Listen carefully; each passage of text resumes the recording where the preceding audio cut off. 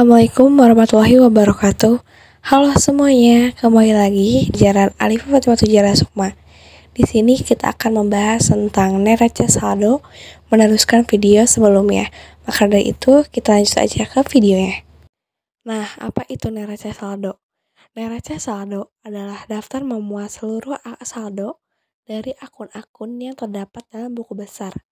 Tujuan penyusunan neraca saldo adalah untuk menguji apakah semua transaksi telah dipindahkan dengan benar ke buku besar dan telah mencerminkan nilai transaksi yang sebenarnya sebelum dibuat ayat jurnal penyesuaian.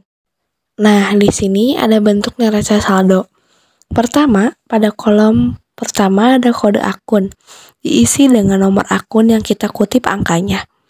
Kolom kedua ada nama akun, diisi dengan nama akun yang kita kutip angkanya. Kolom ini diisi sesuai urutan kode akunnya. Kolom ketiga yaitu debit, diisi dengan jumlah saldo akun debit. Kolom keempat kredit, diisi dengan jumlah saldo akun kredit. Nah, untuk lebih memahami proses pengisian neraca saldo, perhatikan slide selanjutnya pada transaksi bengkel, mobil, dan servis Maju Jaya berikut ini. Nah, bisa dilihat di sini ada dua kolom buku besar. Nah, jika buku besar yang digunakan berbentuk dua kolom atau kontrol, kita perlu menghitung jumlah nilai pada lajur debit dan lajur kredit terlebih dahulu. Selisih antara nilai debit dan kredit kemudian dipindahkan ke neraca saldo. Dari proses tersebut, terlihat bahwa penggunaan akun berbentuk kontrol kurang praktis. Nah, pada buku besar yang kedua, yang digunakan berbentuk 3 kolom atau saldo rangkap. Cukup nilai saldo akhirnya yang dipindahkan ke neraca saldo. Nah, akan terlihat lebih praktis menggunakan buku besar yang digunakan berbentuk 3 kolom atau saldo rangkap. Nah, selanjutnya kita juga harus menguji kebenaran pencatatan transaksi ke buku besar melalui neraca saldo. Salah satu tujuan pembuatan neraca saldo adalah menguji kebenaran pencatatan dan pemindahan bukuan transaksi ke buku besar. Jika pencatatan dan pemindahan bukuan dilakukan yang benar, jumlah neraca saldo akan seimbang. Namun, terdapat kemungkinan neraca saldo tidak seimbang meskipun pemindahan bukuan telah dilakukan dengan benar. Nah, kesalahan-kesalahannya adalah pertama, kesalahan menyiapkan neraca saldo yang terdiri atas kesalahan menjumlahkan saldo pada kolom neraca saldo, terus kesalahan mencatat angka ke neraca saldo, dan saldo debit pada buku besar ditulis dengan sebagai saldo kredit di neraca saldo, dan sebaliknya. Maupun salah satu saldo pada akun buku besar tidak tercantum di neraca saldo. Kedua, kesalahan yang terdapat di buku besar, yaitu pertama, kesalahan perhitungan saldo. Dan yang kedua, kesalahan pemindah bukuan atau transaksi dicatat ke akun yang salah. Ketiga, kesalahan mencatat transaksi di buku besar antara lain, yaitu kesalahan mencatat jumlah saldo, terus kesalahan penempatan saldo, seperti saldo debit menjadi saldo kredit atau sebaliknya. Nah, selain itu juga, kita terdapat juga kesalahan-kesalahan yang tidak mengganggu keseimbangan neraca saldo, seperti lupa mencatat suatu transaksi, salah mencatat suatu transaksi baik debit maupun kredit, dan pencatatan nilai debit dan kredit benar tetapi pada akun yang salah. Nah, sebelum mengoreksi kesalahan, sebenarnya kita bisa menemukan kesalahan melalui neraca saldo.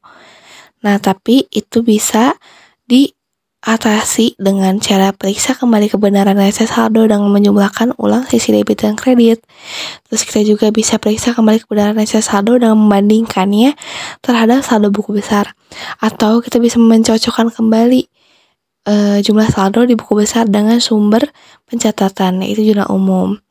Nah, untuk mengoreksi kesalahannya kita bisa, misal kesalahan pertama ada ayat jurnal salah dan belum dipostkan.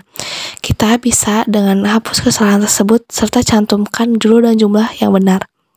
Yang kedua, yaitu kesalahan ayat jurnal sudah benar tetapi dipostkan secara keliru. Nah, untuk koreksinya kita bisa hapus kesalahan tersebut dan lakukan posting yang benar. Yang ketiga, kita bisa melakukan kesalahan pada ayat jurnal salah tetapi sudah dipostkan. Nah, bisa dengan koreksinya itu buatlah jurnal, koreksi, dan posting untuk memperbarui kesalahan tersebut. Nah, untuk menambah pemahaman mengenai teknik koreksi kesalahan, kita akan menggunakan tipe koreksi ini nomor 3 pada tanggal 25 Desember 2017 Jaya, pemilik perusahaan, melakukan pengambilan pribadi atau bribe sebesar 8 juta. Transaksi ini salah tercatat di akun beban pajak sehingga dibukukan di sisi debit pada akun beban pajak dan di sisi kredit pada akun kas. Nah, kesalahan diketahui dan diperbaiki pada tanggal 31 Desember 2017. Langkah-langkah koreksi kesalahan transaksi tersebut bisa dilihat di gambar berikut. Salahnya malah ditulis di beban pajak sebesar 8 juta. Otomatis, kas juga berkurang 8 juta. Harusnya itu bukan beban pajak, karena ini pengeluaran untuk pengambilan pribadinya. Harusnya ini adalah Prive Jaya sebesar 8 juta. Untuk kas sudah benar, yaitu adanya keluar sebesar 8 juta. Nah, maka dari itu koreksinya akan ada di gambar selanjutnya. Nah, ini merupakan tabel prosedur koreksi kesalahan yang bisa dilihat per tanggal 31 Desember 2017. Keterangannya, Prive Jaya berada di debit 8 juta dan beban pajak berada di kredit sebesar 8 juta. Koreksi kesalahan transaksi tanggal 25 Desember itu harus dituliskan ke dalam tabelnya. Cukup sekian materi pembelajaran saya tentang neraca saldo saat ini. Semoga selanjutnya kita bisa lanjut ke video pembelajaran tentang jurnal penyesuaian jika ada waktu. Mohon maaf bila banyak penyampaian yang kurang dimengerti. Wassalamualaikum warahmatullahi wabarakatuh.